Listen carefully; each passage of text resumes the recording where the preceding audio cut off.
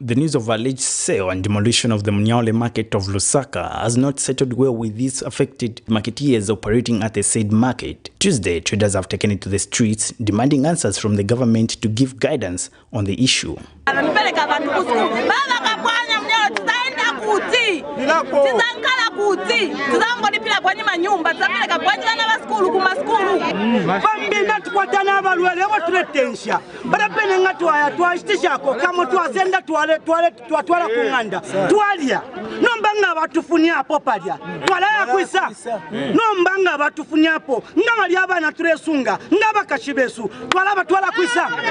They have alleged that plans are underway to move them from Mnyaole Market to Simon Moya Market, which they claim is already fully booked by other prospect traders. Second, wakamba kuti tichoka pano pa Mnyaule mashop yali 400 shops. Pa Mnyaule pali mashop almost 2,000 something. 4,000. But Boma council ametusunga kuja kamba kuti zachoka 300-400. Manje ababenangu bazaenda kuti.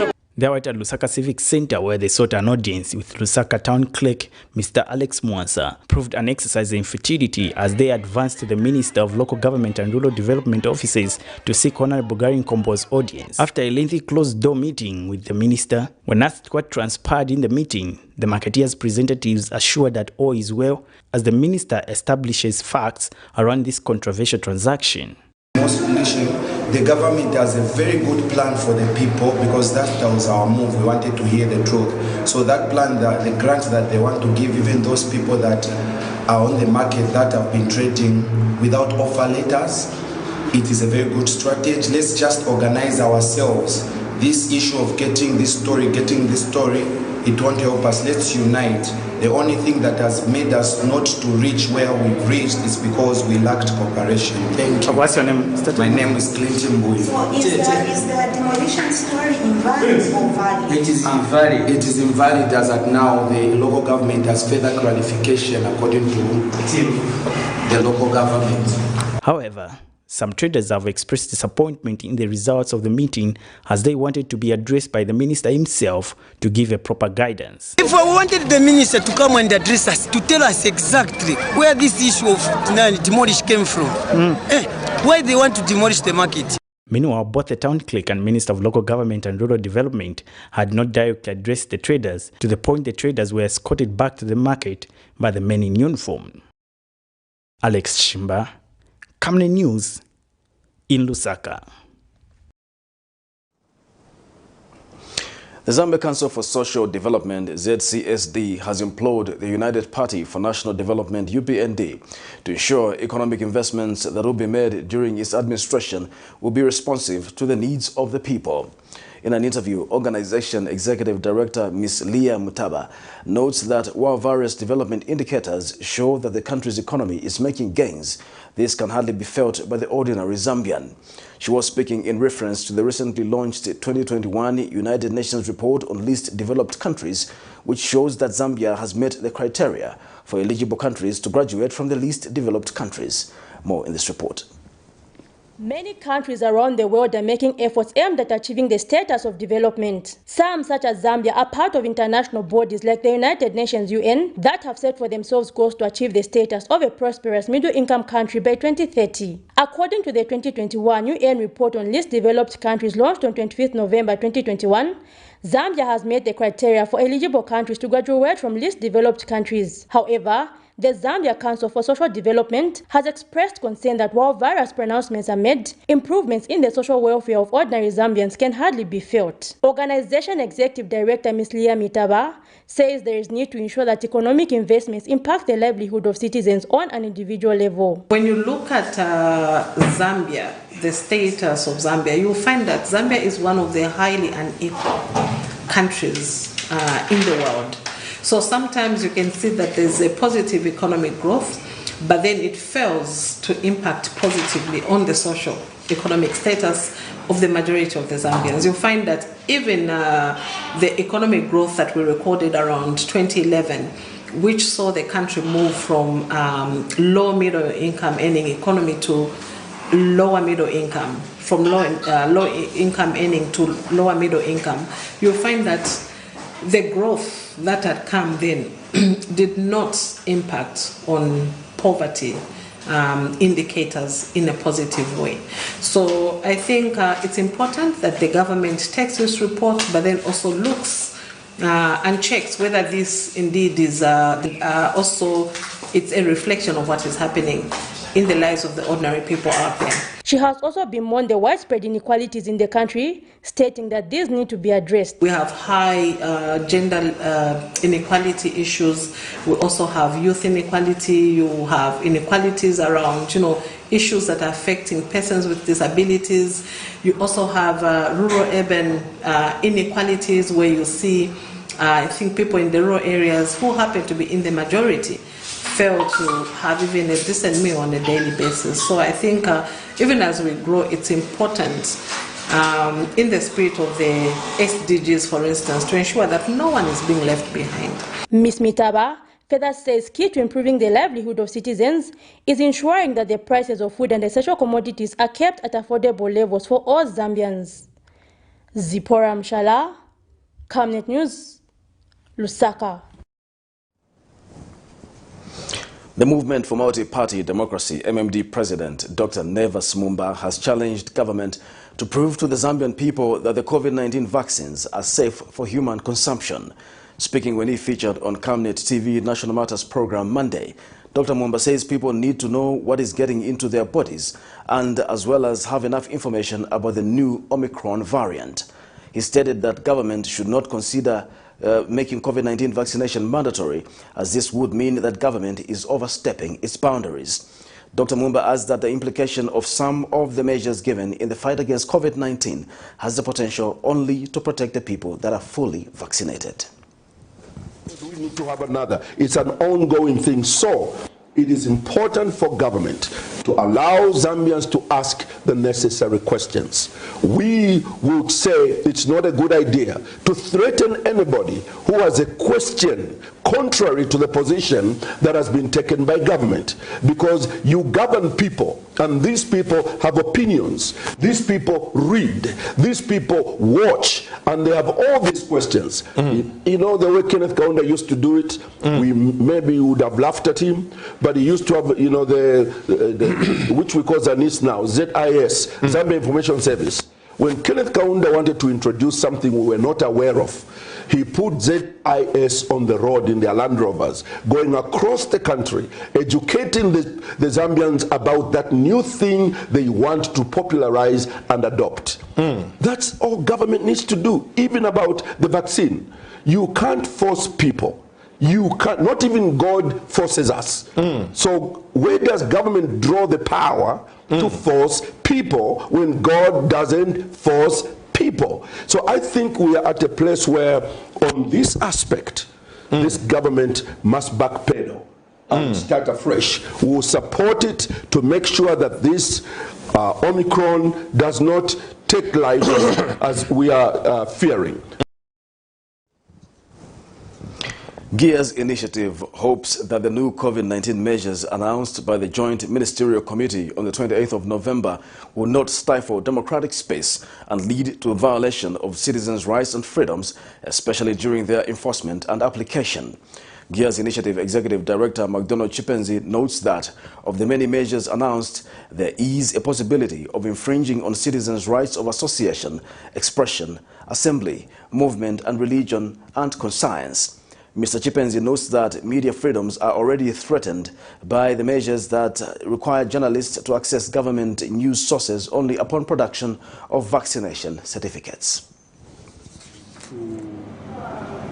Roll out this program of vaccination with the mind of a democratic state that believes in consultation, that believes in the democratic rights of individuals, and that believes that they will have a constitution, and we're a constitutional democracy, where laws take precedency than actions, emotions, and feelings. That is what we want to remind the government. No one should actually be against vaccination, But people will be repairing this crusade if they don't have information. Okay? There are a number of myths from the time this pandemic broke out. There were a number of myths. There is a myth that this is the mark of the beast, okay, from other churches. There is a myth that when you have this, you die in 10 years. All these myths, the government needs not to impose. The government needs to meet with these churches and explain to them, and that so that they can allow their members to go for vaccination.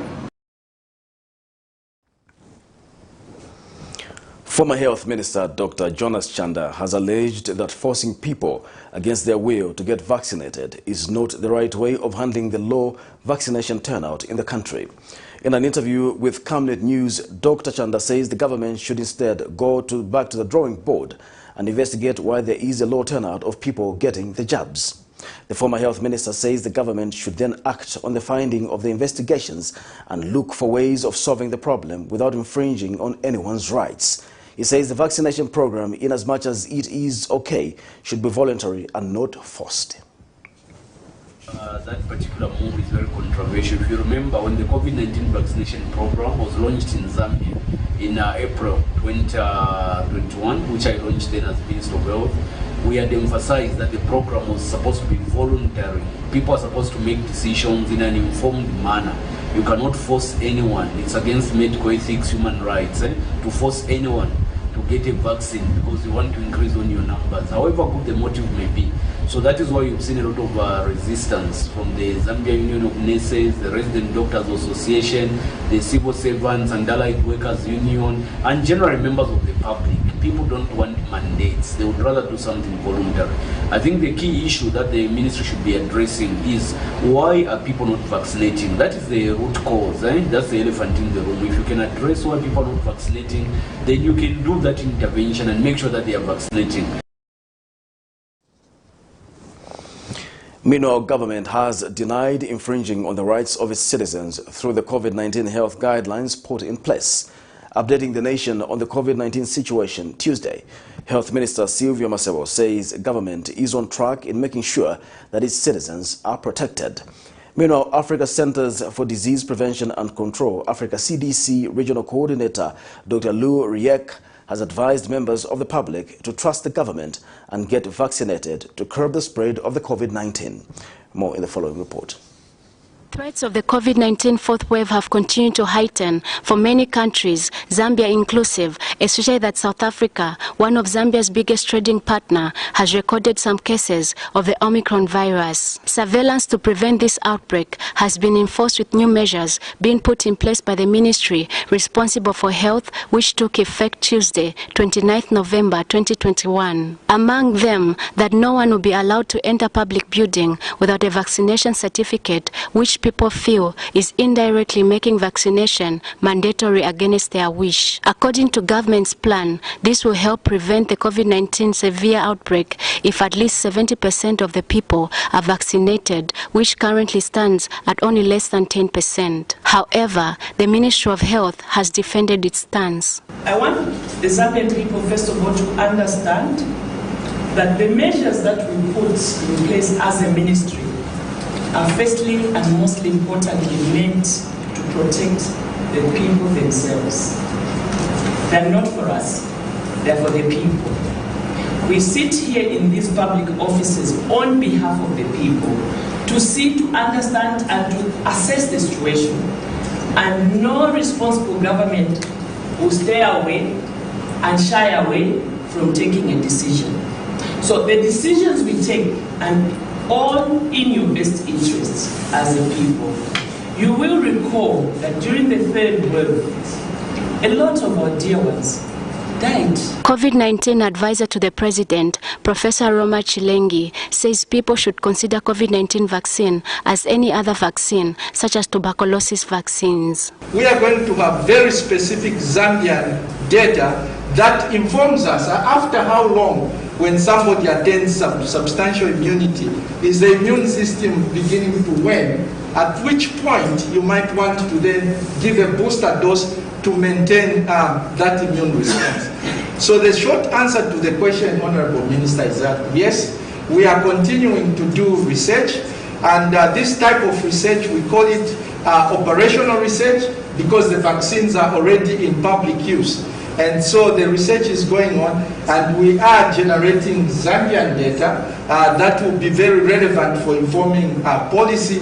Meanwhile, Africa Center for Disease Prevention and Control Regional Coordinator has asked the members of the public to trust the government and get vaccinated so as to keep the spread of the virus. You need to trust the Minister of Health, you need to trust the National Public Health Institute, you need to trust the regulation system, that they are doing everything possible to ensure that any vaccine that is coming into this country is safe.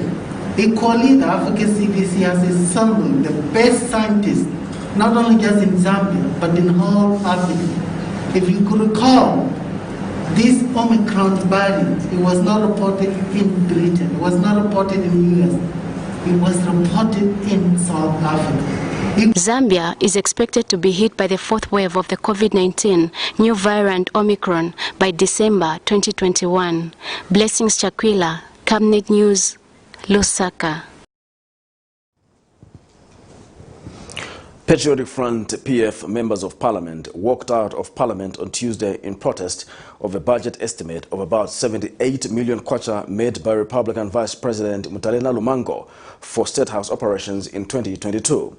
Porokoso Member of Parliament Brian Mundubile, who raised a point of order, stated that this move is not constitutional as it has been drawn from a repealed act. Meanwhile, speaking in Parliament, Minister of Home Affairs and Internal Security Jack Mwimbo says the ministry has heightened security measures in Lusaka following reports of attacks on buses by bus drivers and conductors. More in this report. I want to put it on record what we are proceeding with a protest to ensure that we are not part of this illegality.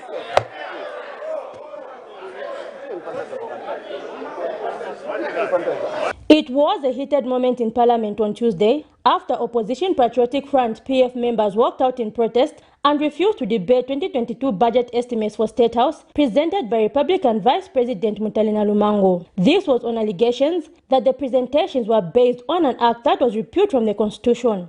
In summary, it should be noted further that State House estimates operation budget for 2022 is 78,955,693 kwacha against last year's budget of 77,288,358 kwacha. Chairperson, the budget estimates before this August House will enable State House to upgrade and facilitate efficient operations of its departments, attend to personnel emoluments, dismantling of arrears, provide maintenance of State House grounds and infrastructure, transport, management and general operations. Mporokoso Member of Parliament Brian Mundubile, in raising a point of order on the matter, stated that PF members of Parliament were not willing to debate the matter on the basis that it was unconstitutional. This has presented us with a very serious trepidation because the whole of Part 4 of the Constitution, Act number 18 of 1996, including Articles 33 and 34, were repealed and replaced with Part 7 of the Constitution Amendment Act number 2 of 2016.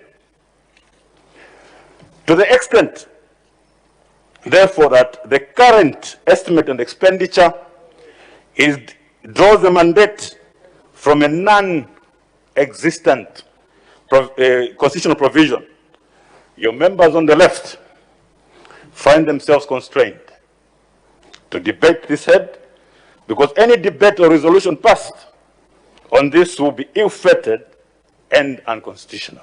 These saw members from the Opposition Patriotic Front walking out in protest, and the House was adjourned for 20 minutes. Meanwhile, Minister of Home Affairs and Internal Security Jack Mwimbo says strict measures have been put up after reports of attacks on buses by bus drivers and conductors in Lusaka.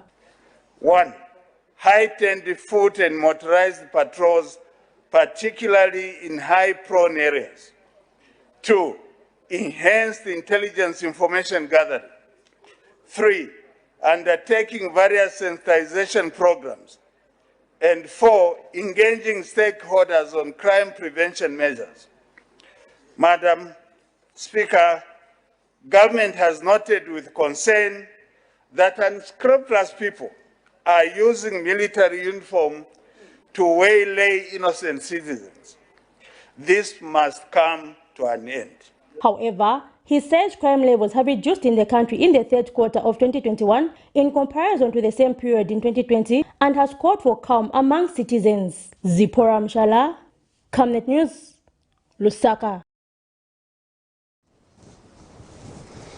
Minister of Science and Technology Felix Mutati has underscored the need to integrate the technology sector by embracing the idea of the combined infrastructure and capacity to deliver services efficiently to the Zambian people. Mr. Mutati has noted that with this integration initiative, various institutions will leverage on their infrastructure to complement each other to bring about efficient services to consumers. He says government is committed to making Zambia a hub of technology in the region, which will bring about more revenue for the country. The minister said this when he attended the infrastructure synergizing meeting at Mulungushi Conference Center in Lusaka.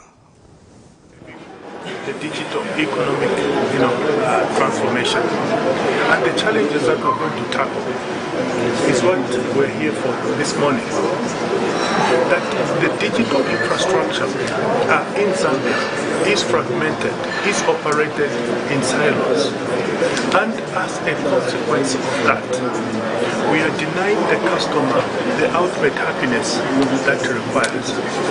So our focus as a ministry is how can we ensure connectivity, how can we ensure continuous availability, and how can we ensure coverage, which we simply call the 3 Cs, which is on solid infrastructure, but this solid infrastructure is not integrated.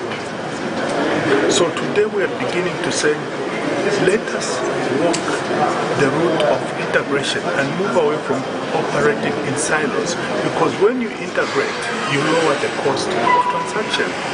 And when you lower the cost of transaction, the beneficiary is the customer.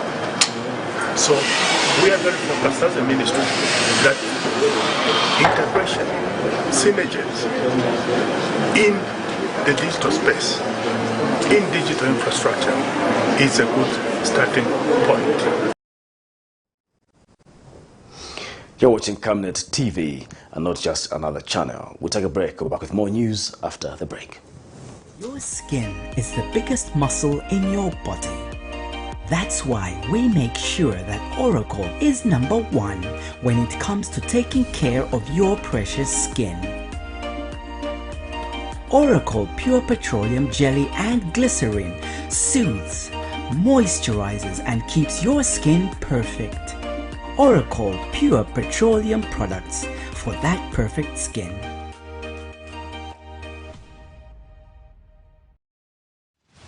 This is the Rusitu Irrigation Project. It's a government project funded by the World Bank through IDSP. The project involved laying over 18 kilometers worth of interlinked water pipes that will supply water to the 280 hectares land for small-scale and commercial farmers in Lusitu of Chirundu district. We worked on 35 kilometers of the road network and also constructed 159 concrete water hydrants of different sizes in all 3 tiers. The state-of-the-art water pumping station at the banks of the Zambezi is fitted with 9 water pumps, a dedicated concrete reservoir, a 500 kV automated standby generator, a fully automated pump switching system that is interlinked with a second reservoir of 27,000 cubic liters capacity, which is fitted with 7 water pumps, a standby generator and floater tanks for that extra water pressure on the irrigation lines. Savenda Construction is grateful to the Zambian government and the World Bank for giving us the opportunity to be part of the history of Lusitu, as the project will benefit over 282 households once completed, and is just one of the many that Savenda Construction has embarked on, owing to its track record and capacity to deliver as per requirement. Savenda, save nations, develop Africa.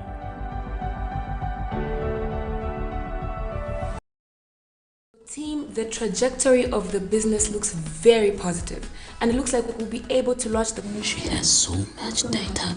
Mom? Yes, baby? It says here, global warming and climate change is caused by the pollution from careless activities of human beings. Wow! Son, do you know I can turn my phone into a TV remote? How's that possible? It's so easy. Check this out. Be smart, be fast with mega data from Zamtel. Get your 15 GB mobile data for only 100 kwacha, 30 GB mobile data for only 200 kwacha, and your 70 GB LTE data bundle with free Netflix, YouTube, Facebook, and WhatsApp. Visit our Facebook page, website, or service centers countrywide for more information. Zamtel, your digital lifestyle partner.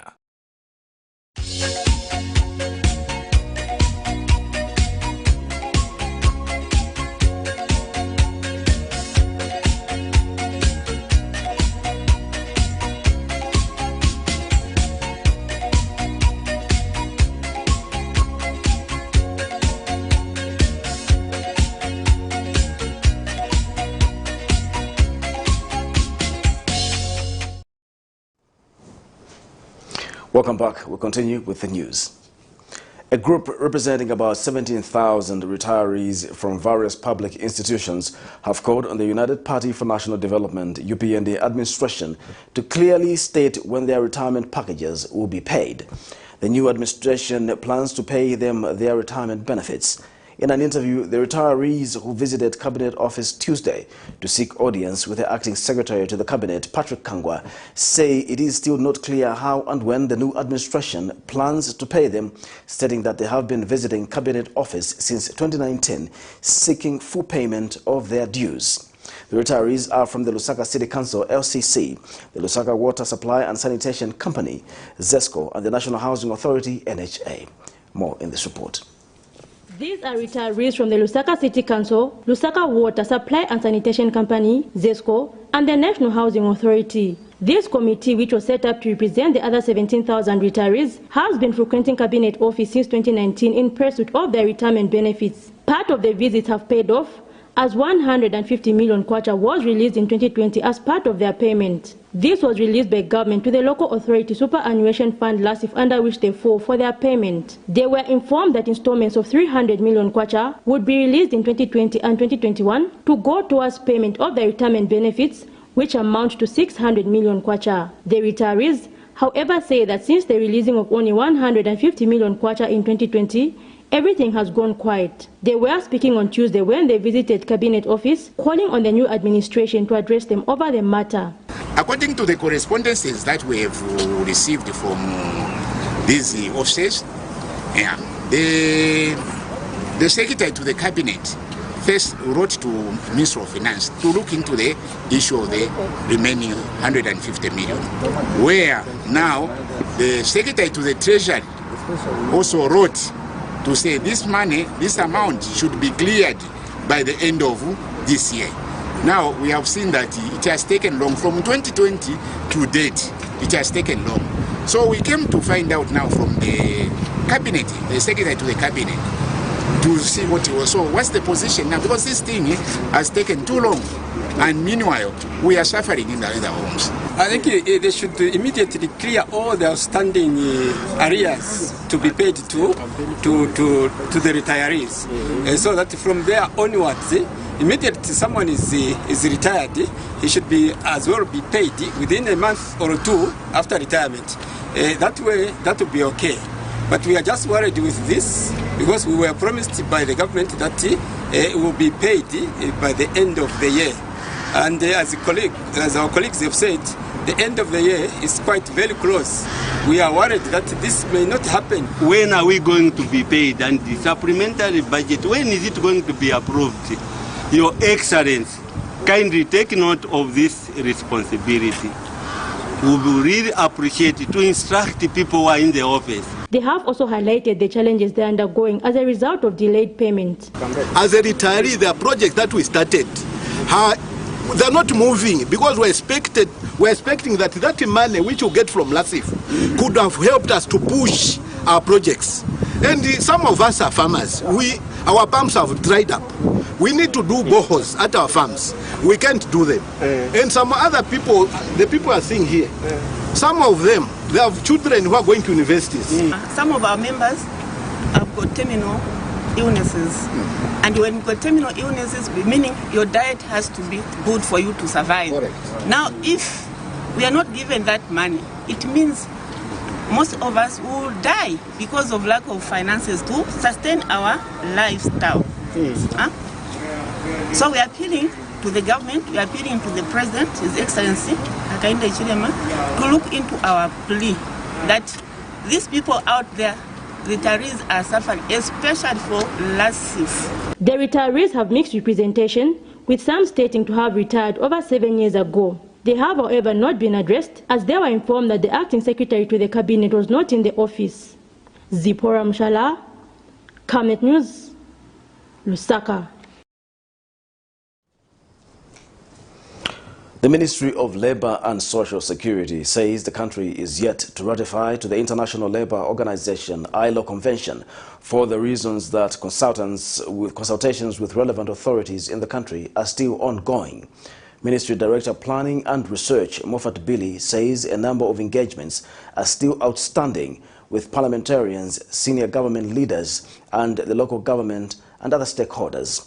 The ILO Convention number 190 is the first international treaty to recognize the right of everyone to a world of work free from violence and harassment, including gender-based violence and harassment. Meanwhile, University of Zambia School of Law researcher O'Brien Kamba says a number of gaps have been realized in the work environment which needs to be addressed. More in the following report. The International Labour Organization ILO Convention number 190 is the first international treaty to recognize the right of everyone to a world of work free from violence and harassment, including gender-based violence. While Zambia was among the countries that participated in the formulation of what is contained in the ILO Agreement of 2019, the country has not yet ratified to the convention due to various reasons. Ministry of Labour and Social Security's Director Planning and Research Moffat Billy says a number of agreements are still outstanding with the parliamentarians, senior government leaders, the local government and other stakeholders before the country can ratify to the convention. Our effort will not only aim at ensuring that it is ratified, but also to ensure that we come up with an implementation mechanism which will translate that convention to workable programs, if need be, review of legislation, so that some of the context of the convention that domesticated and also are included in the various workplace policies. In Zambia, Congress of Trade Union Representative Naomi Kimbala has highlighted some of the content of the ILO Convention. You are an employee, as defined in the Employment Code Act number 3 of 2019, you are captured by the convention. Persons working irrespective of their contractual status. Persons in training, including interns and apprentices, they are covered. Workers whose employment has been terminated. And University of Zambia School of Law researcher O'Brien Kamba says some loopholes have been noticed in the convention and has made several recommendations on how best they can be addressed. However, the scenario is still that we still have a lot of violence, and this is something that requires to be attended to. So we propose or recommend that actually it should be a requirement that the minister should go ahead, should be required by law to prescribe the mandatory minimum content of a harassment policy by every employer. The ILO Convention covers a wide area of social and labor issues, including basic human rights, minimum wages, industrial relations, employment policy, social dialogue, social security, and other issues. To date, 6 countries have ratified the Violence and Harassment Convention of 2019, while many more countries are yet to ratify, and Zambia is among them. Prudence Jota, reporting for Camnet TV News.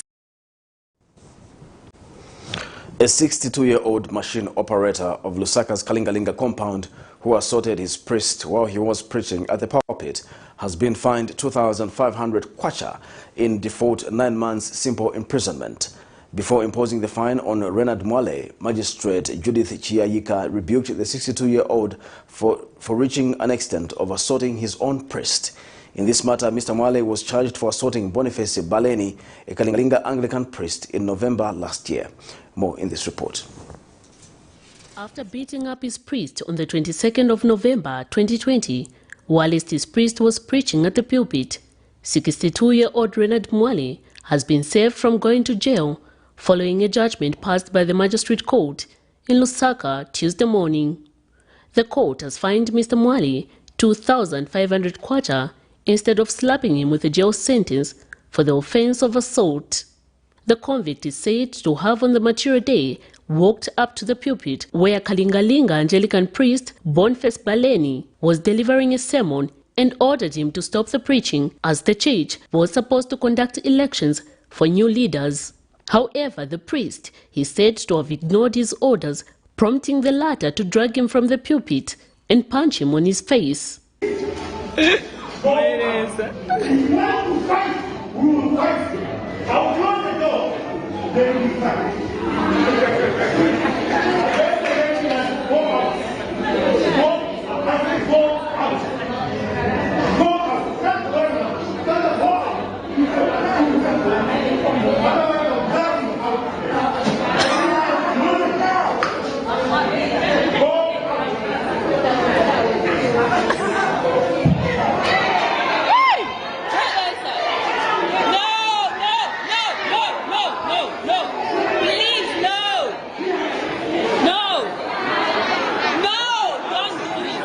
The 62-year-old machine operator ran away after this incident occurred and handed himself over to the police the following day. The matter was then referred to the court and Mr. Mwale pleaded not guilty. However, after hearing testimonies from different witnesses, the court had found him with a case to answer and placed him on his defense. And when the matter came up this morning before Magistrate Judith Chiayika for judgment, she found him guilty and fined him with the said amount in default 9 months simple imprisonment. Miriam Kaimba, reporting for Camnet TV News. An accountant from First Alliance Bank has told the Lusaka Magistrate Court that on the 19th of June 2020, Konkola Copper Mines transferred a total amount of 4.4 million kwacha to First Alliance Bank into the account of Muya and Company. This is in a matter in which Konkola Copper Mine Provisional Liquidator Milingolungu is accused of stealing 4.4 million kwacha from KCM between May 2019 and September 2021. When the matter came before Lusaka Magistrate Felix Kaoma on Tuesday, Clever Hameja testified that KCM, who has an account with First Alliance Bank, made the said transaction to the said account and the money was later withdrawn. We have more in the following report. The state-appointed provisional liquidator of Zambia's Konkola Copper Mines, KCM Milingolungu, Tuesday morning appeared before the Magistrate Court in Lusaka for continued hearing of his alleged theft and money laundering case. Mr. Lungu is accused of money laundering and stealing 4.4 million kwacha from Konkola Copper Mine, allegations which he has denied. He is said to have committed the said offence between May 2019 and September 2021. This morning, an accountant from First Alliance Bank, Clever Hamenja, testified how he received a warrant from the Drug Enforcement Commission requesting for transaction documents relating to a transaction amounting to 4,004,000 kwacha, which was credited to an account that belonged to Munya and Company. During his testimony, Mr. Amenja said KCM has an account with FNB and it was from this account that the 4.4 million was transferred to First Alliance Bank into the account of Munya and Company. However, when the state called their next witness, Zakaria Munya, to testify, the defense lawyers objected him giving his testimony before court on ground that he and the accused, Mr. Lungu, enjoy a lawyer-client relationship. At this point, the state requested for an adjournment to the 1st of December 2021 for them to respond to the concerns raised by the defense on why their next witness cannot proceed to give testimony before court. Following a response that will be given by the prosecution team, the court will decide whether to proceed and hear the testimony from Mr. Zakaria Munya or not. Miriam Kaimba, reporting for Camnet TV News. Government has implored non-governmental organizations who have benefited from the €9 million fund from the Dutch government towards the Voices for Climate Change Action Project to prudently utilize the funds. Minister of Green Economy and Environment Collins Nzovu is happy that the project will complement Zambia's efforts to combat climate change, which he said hinders the country's development focus. Mr. Nzovu says climate change is already manifesting through extreme temperatures, floods and unpredictable rainfall patterns. And Worldwide Fund for Nature Country Director Nachilala Nkombo says the program is aimed at unveiling community-led initiatives in responding to climate change. More in this report. Climate change is projected to increase the frequency and intensity of extreme weather events such as heat waves, droughts and floods.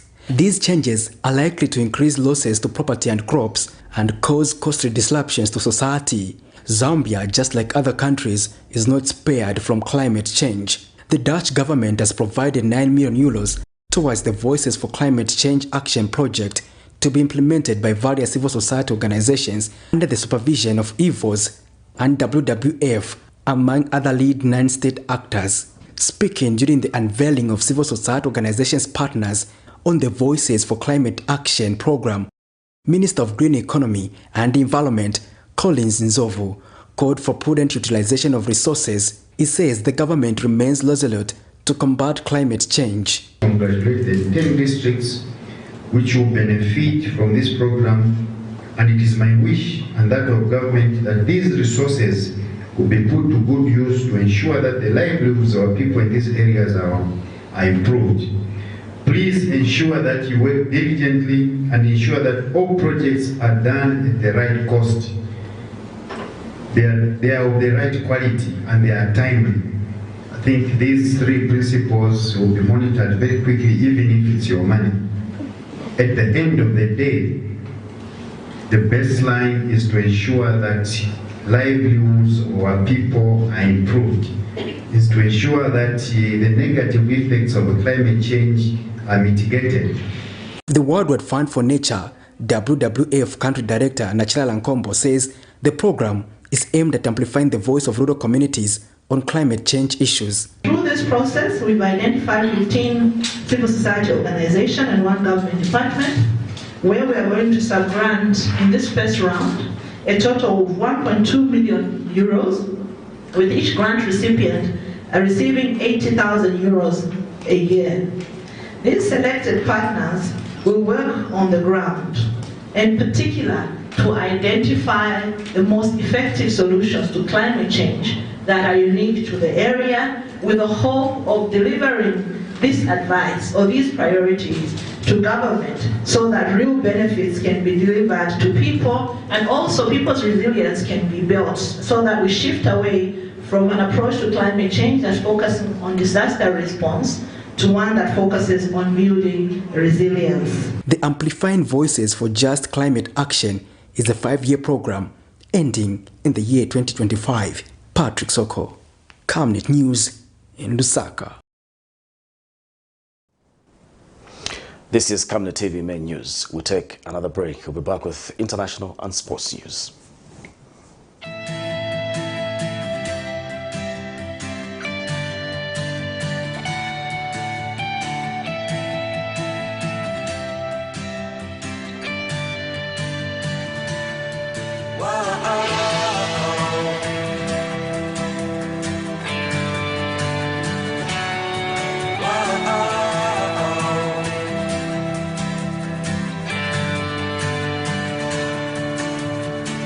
Spirit of infirmity never had a legal right in here anymore because she was healed in her soul. He also took care of that accusation in the court where he said, I loose you, and that means to acquit someone of a crime. Why does he say, be strong and be courageous, Bamutale? Number one, you've got to be strong You've got to be courageous when claiming the things that belong to you. If you're up against principalities and powers, en contra de and Satan principados is knocking you around, y el enemigo te está dando contra ti, put praise on in your car. pon alabanza. Put praise on. So we must learn to depend on the Holy Spirit to tell us what these things are and what's the next thing and what the church ought to be doing, rather than conform to everything that is going on. He says you are blessed. He says flesh and blood has not revealed this to you, but my Father. He will preach the gospel with great power and influence, I say, even to the nations of the earth. And I began to prophesy his destiny. As I did that, the Spirit of the Lord said, now rebuke the spirit of depression. The mystery of your unfulfilled prophecy is found in what I'm saying today, if you hear what the Spirit is saying, because the King is speaking. That everything that God has given you will flourish because you have his mind like never before, in Jesus' mighty precious name.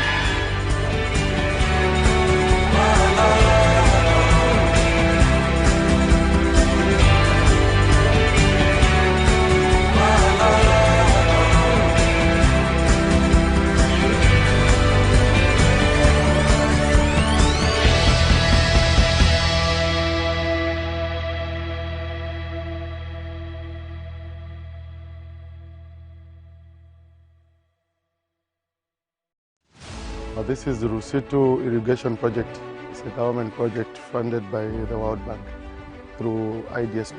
The project involved laying over 18 kilometers worth of interlinked water pipes that will supply water to the 280 hectares land for small-scale and commercial farmers in Rusitu of Chirundu district.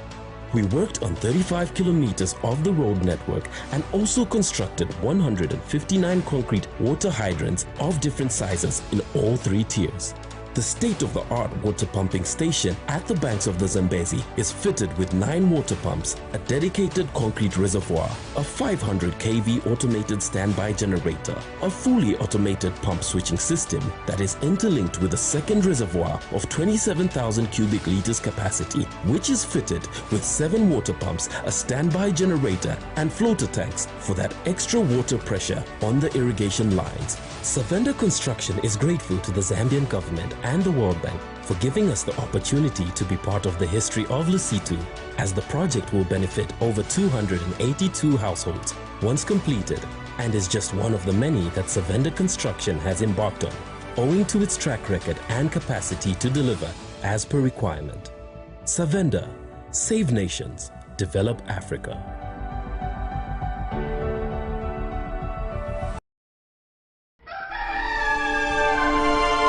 Africa is rising to a new dawn of integrity and accountability. Are you tired of being swindled or buying fake or illegal properties?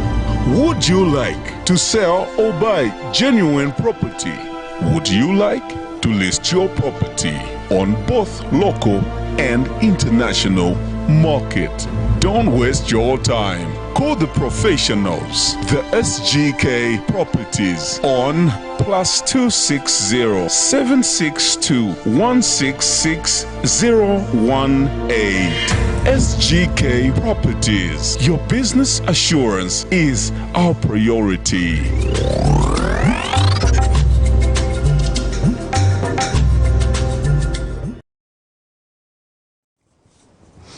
Welcome back. And in international news, campaigning for Gambia's presidential election is in its final days. The country has seen a significant improvement in freedom of speech since 2017. Gambians are now demanding more from their leaders, whoever becomes the next president. In other news, Morocco's suspension of all incoming flights from this Tuesday has come into effect. The suspension comes in response to the new Omicron variant and will be in place for 2 weeks. For many, like Chalaroy resident Mohamed Bakwai, it meant a last-minute scramble to travel on Monday night. We have more of international news. On Gambia's Paradise Beach, Lamin Jola's resort has reopened, but operates at only 25% capacity.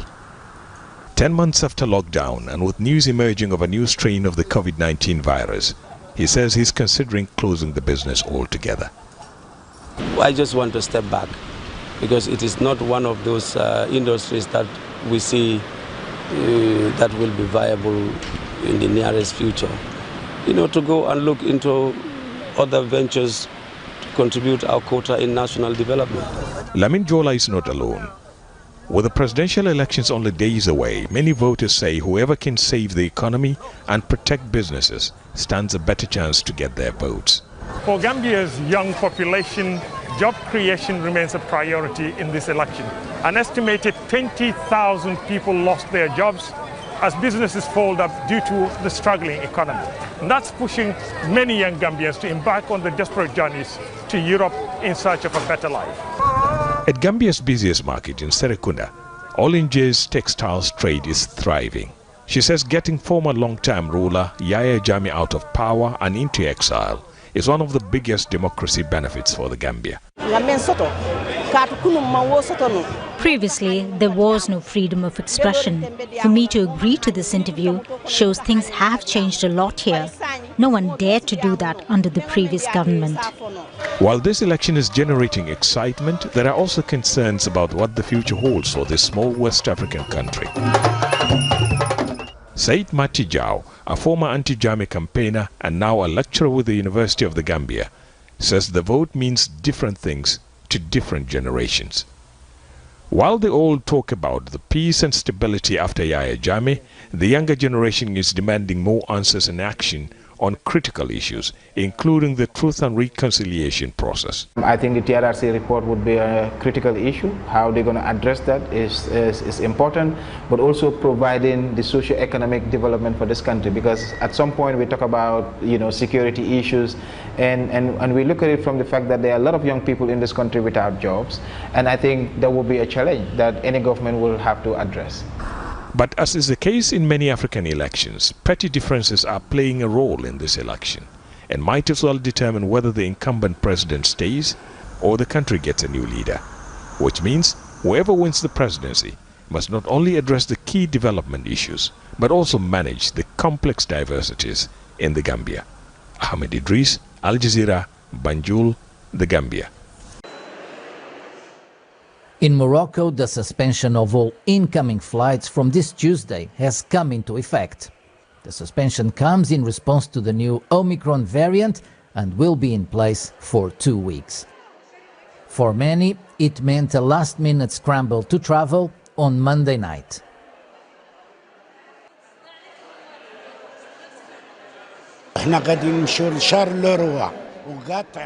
We are going to Charleroi.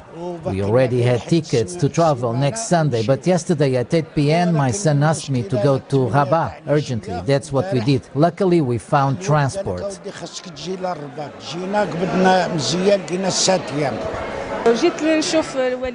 I came to visit my mother here in Morocco, but my visit did not go as planned. I already had my return ticket, but with this new crisis and these decisions, we were forced to travel, especially since they didn't give us enough time to find a solution.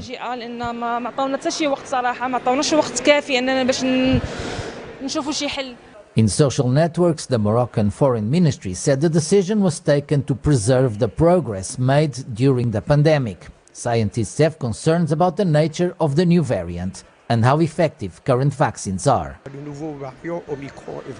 The new Omicron variant seems to be easily transmitted, but we don't have time yet to get an idea. But I think they are doing what is necessary. I think, as recommended by the WHO, I believe that we can leave special flights for people who work there. Last year, Morocco kept its borders closed, fearing the health system would not be able to cope with the rising numbers of patients seen in Europe. It's now time for sports news.